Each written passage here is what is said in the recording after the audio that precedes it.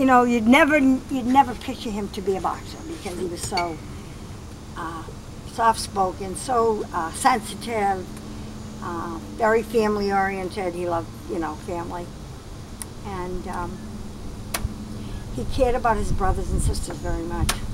Like we all lived in Ward 2, around Eggers Playground, and you know, none of us boxed. We were all either football players, baseball players. We weren't tall enough to be basketball players.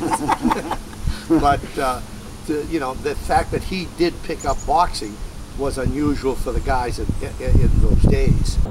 You say Brockton, they associate with Rocky Marciano, you know, because his style of fighting, you can't box him because he jumped right on you and threw punches. I mean, he'd bang you in the head, bang you in the shoulder, and his big thing was his condition and his chin, and of course his heart, you know. And he'd just walk in and just bang you. And this is most of the guys he fought, a good percentage of the guys he fought, they had the talent, but they just they couldn't stop him. So he's like I say, he's a credit to not only to Brockton but the whole boxing. Still top of the. He would have been top. They would have honored him. They throughout the whole world. They honored and respect him. You know, especially the heavyweight division. Of course, even today, he's, you know, they still did Rocky Marciano. I don't know who would ever have beaten him. I can't think of anyone.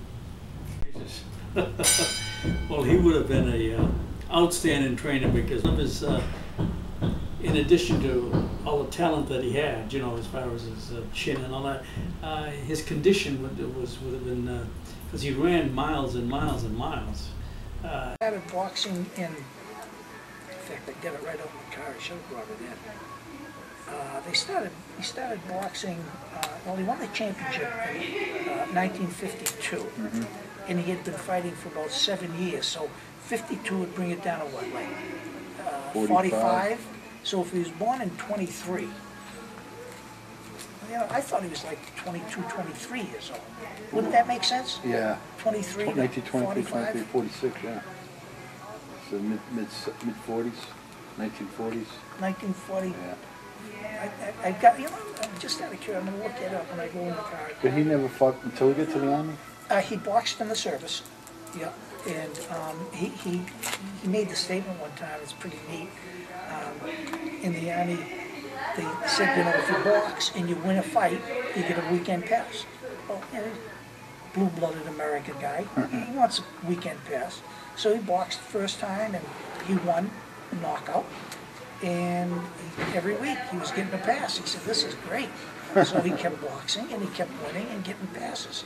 And then he got out, and then he got together with you know, he started taking boxing seriously. And they started teaching, well, you know, when you throw a jab like this and you got to move your feet, you got to do this, you got to do that.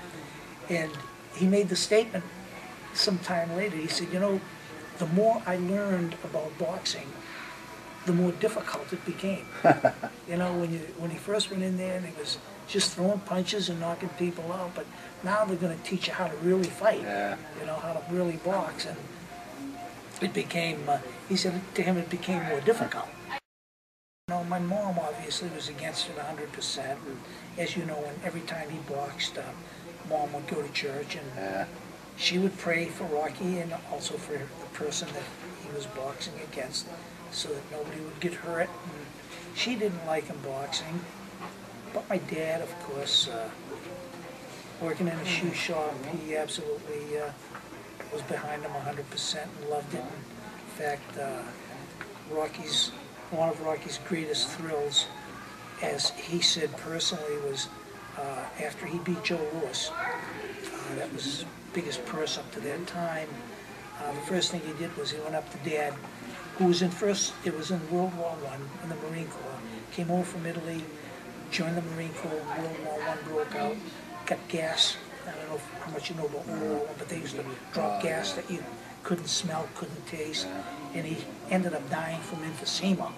But the first thing Rocky did was retired my dad from the shoe shop, and when Rocky went to camp, all of his camps after that, my dad would be with him. And he had certain things that Dad was a great cook, and certain things that Rocky loved, lentil soup, certain other foods that he just loved. And Dad would make that for him. They also had a cook there.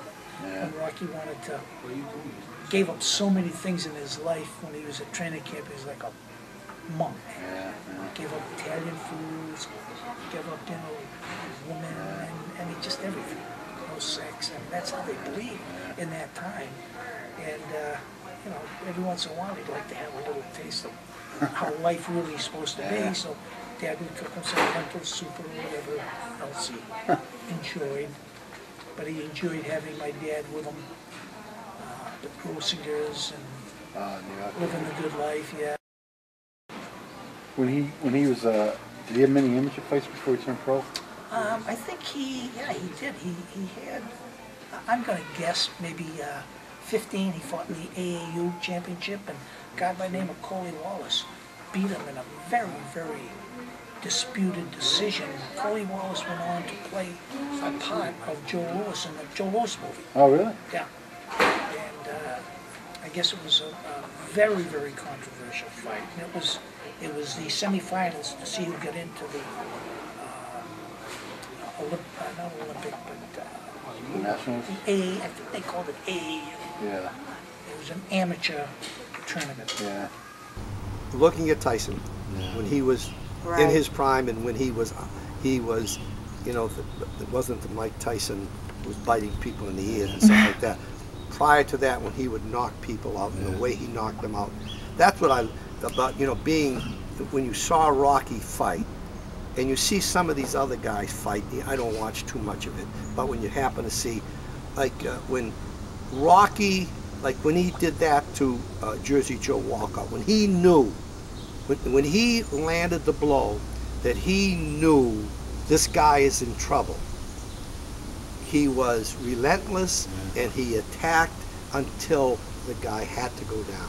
He sensed it, and regardless of what round, first round, 13th round, when he knew he hit the guy and the guy was ready to go, and you see this, you just say, go after him now.